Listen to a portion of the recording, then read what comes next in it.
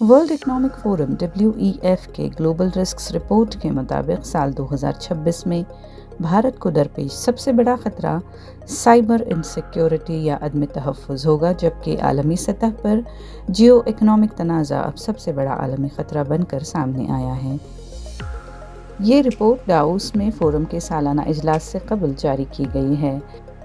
Report के मुताबिक ज़्यादातर रहनुमाओं को आने वाले बरसों में दुनिया के मामलात मज़ीद हंगामा खेज़ होने की तवक्को है, क्योंकि जुग़राफ़ियाई और सियासी तक़सीम के बायस ख़तरे में मुसलसल इजाफ़ा हो रहा है।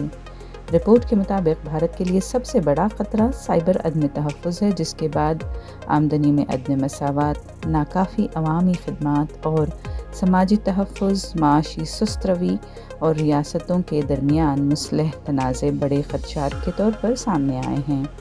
आलमी सतह पर देखा जाए तो जियो इकनॉमिक महाज़ाराई 2 साल में 8 दर्जे की छलांग लगाकर पहले मकाम पर है।